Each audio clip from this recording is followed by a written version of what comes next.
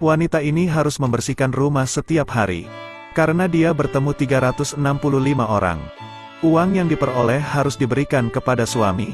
Tapi dia masih berpikir dia menyembunyikan uangnya sendiri. Saking seringnya memukulinya, lalu mendorongnya ke bawah tempat tidur. Dia mempersiapkannya untuk pelajaran seumur hidup. Mereka tidak tahu bahwa semuanya dilihat oleh tetangganya.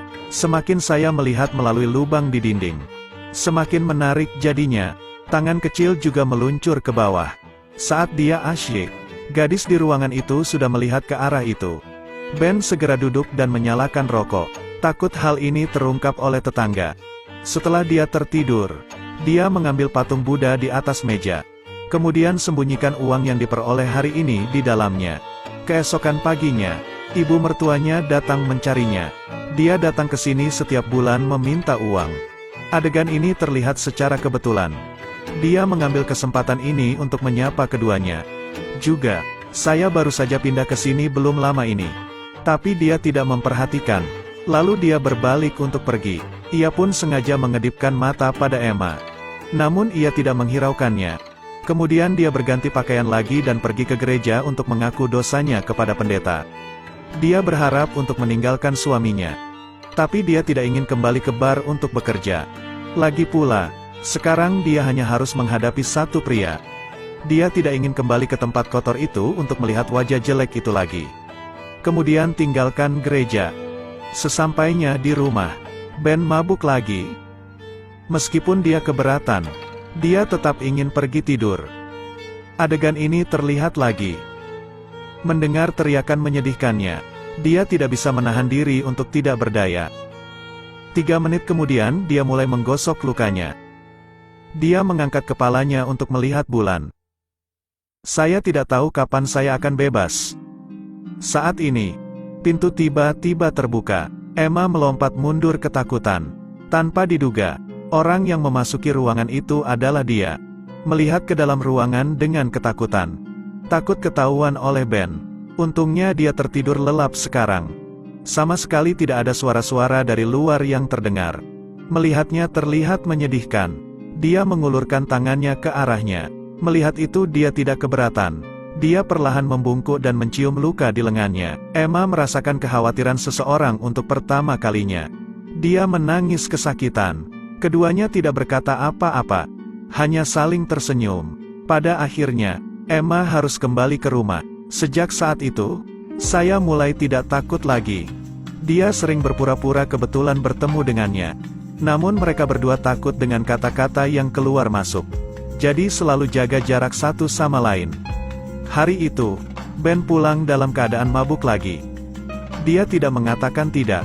Jadi dia menyeretnya keluar dan memukulinya. Dia meringkuk dan menangis minta tolong. Dia berharap bisa menyelamatkan dirinya sebagai seorang pria. Tapi dia hanya berdiri melihat ke balik pintu. Setelah Ben tidur nyenyak, Emma berusaha menahan rasa sakitnya untuk membasuh lukanya. Saya tidak menyangka punya nyali untuk datang ke sini. Menghadapi bahunya, dia tidak lari. Dia hanya berharap bisa menemukan perlindungan. Lalu dia membawanya pulang. Saat melihat memar di tubuh Emma, dia hanya bisa terdiam. Hari ini dia memutuskan untuk menghiburnya.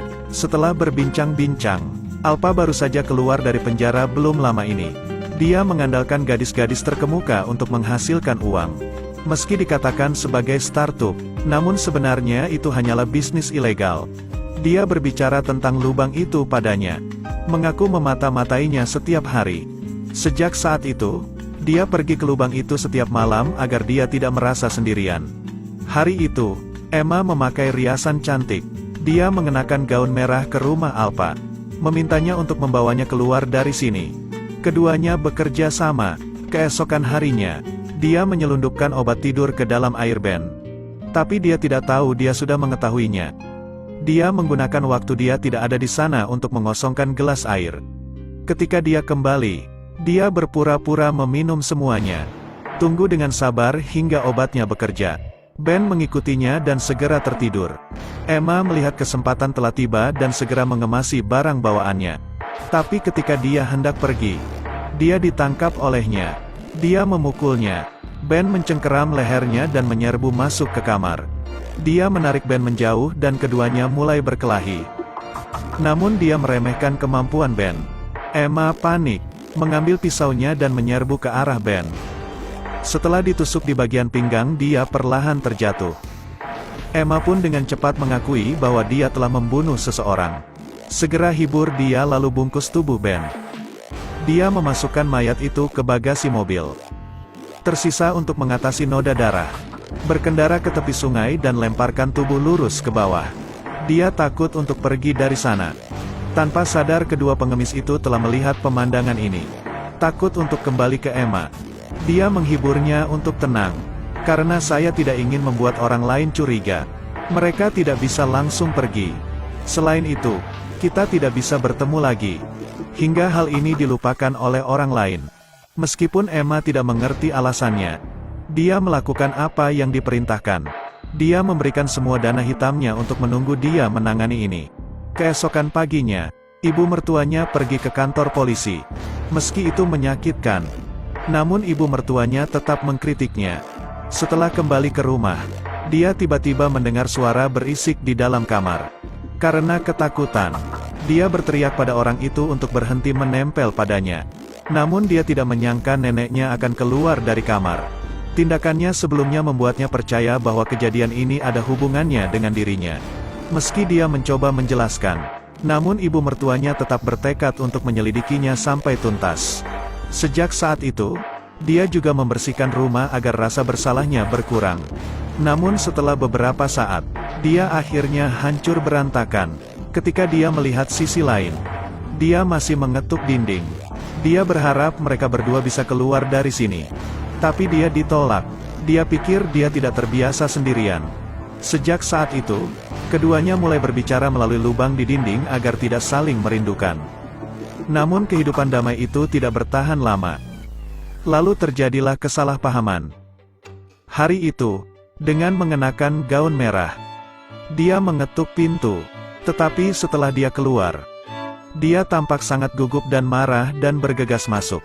Tanpa diduga, ada seorang gadis di dalam. Ini membuatnya gila. Tanpa diduga, itu adalah binatang buas. Tapi dia bilang dia melakukannya demi masa depan mereka. Itu sebabnya dia pergi ke seorang kenalan lama untuk melakukan kembali pekerjaan lamanya. Setelah mengetahui alasannya, Emma pun menjadi tenang. Tapi dia tidak ingin terlibat lagi. Dia memutuskan untuk pergi sendirian besok. Saat itulah wajah aslinya terungkap. Dia mengatakan jika dia berani mengkhianatinya, dia akan pergi ke kantor polisi untuk melaporkan kasus tersebut. Di bawah tekanannya, Emma hanya bisa mengertakkan gigi dan menanggung penghinaan. Dia dengan marah menggedor pintu keesokan harinya, dan datang menemuinya lagi karena wanita itu sakit sehari sebelumnya. Jadi dia hanya bisa menemukan seseorang untuk menggantikannya. Dan pada saat yang sama, menggunakan pembunuhan untuk mengancamnya lagi menjadi uang. Kalau tidak, dia kembali ke kamarnya sambil terisak-isak. Saat ini suaminya yang sudah meninggal tiba-tiba kembali. Emma takut menggoyangkan seluruh tubuhnya. Ben dengan tenang menyuruhnya untuk membawa kekasih barunya ke rumah ini, agar dia bisa membunuhnya. Ketakutan dan terisak. Tapi dia tidak punya pilihan selain menerima bahwa dia menyembunyikan pisaunya di samping tempat tidur. Dan bersembunyi di sudut lama setelah mendengar panggilan Emma. Dia dengan hati-hati mengintip ke dalam ruangan melalui lubang di dinding.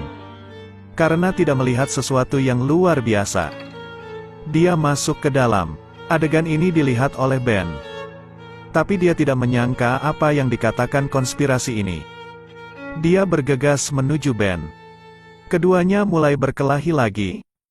Melihat Emma terjepit di tanah, dia melemparkan pisaunya. Dia mengambil pisaunya, dan tanpa ragu bersandar pada Ben. Namun saat hendak membunuh Emma, Ben mengambil pisaunya, lalu bergegas menuju kedua belah pihak untuk berhenti berkelahi. Tak lama kemudian, semuanya turun. Polisi segera tiba. Emma dibebaskan karena pembelaan yang sah. Keesokan paginya, dia mengemasi pakaiannya dan meninggalkan kota mimpi buruk ini.